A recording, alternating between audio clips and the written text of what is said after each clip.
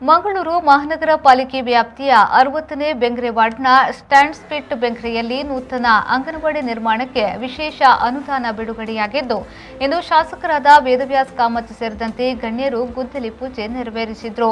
ಬಳಿಕ ಮಾತನಾಡಿದ ಅವರು, ಇಲ್ಲಿ ಅಂಗನವಾಡಿ ಬೇಕು ಎನ್ನುವುದು ಬಹುದಿನಗಳ ಬೇಡಿಕೆಯಾಗಿತ್ತು.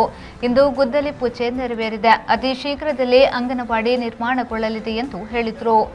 ಮಂಗಳೂರು ಮಹಾನಗರ ಪಾಲಿಕೆಯ 60ನೇ ಬೆಂಗ್ರೆ ವಾರ್ಡಿನಲ್ಲಿ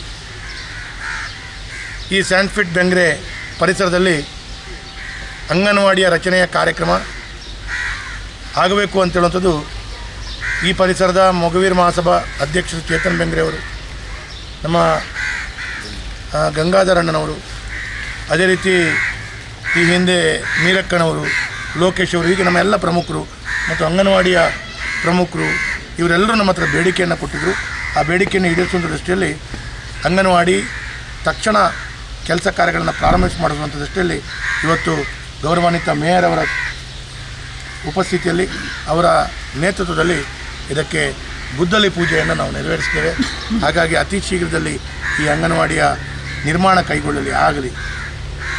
ಅಂಗನವಾಡಿಗೆ ಬೇಕಾದಷ್ಟು ಮೊತ್ತಗಳನ್ನು ಸ್ವಲ್ಪ ಮೊತ್ತ ಕಡಿಮೆ ಆಗ್ತದೆ ಅಂತ ಹೇಳುವಂಥದ್ದು ಅವರ ಅಭಿಪ್ರಾಯ ಇದೆ.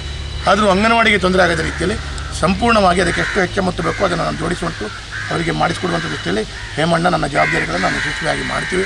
ಹಾಗಾಗಿ ಒಂದು ಒಳ್ಳೆಯ ಯಶಸ್ವಿಯಾದ ಅಂಗನವಾಡಿ ಈ ಪರಿಸರದಲ್ಲಿ ಇನ್ನೊಂದು ಬರಬೇಕು. ಈ ಸಂದರ್ಭದಲ್ಲಿ ಮೇಯರ್ ಪ್ರೇಮಾನಂದ ಶೆಟ್ಟಿ, ಸ್ಥಳೀಯರಾದ ಚೇತನ್ ಬೆಂಗ್ರೆ, ಗಂಗಾಧರ್, ಮೀರಾ, ಲೋಕೇಶ್ ಸೇರಿದಂತೆ ಮತ್ತಿತರರು ಉಪಸ್ಥಿತರಿದ್ದರು.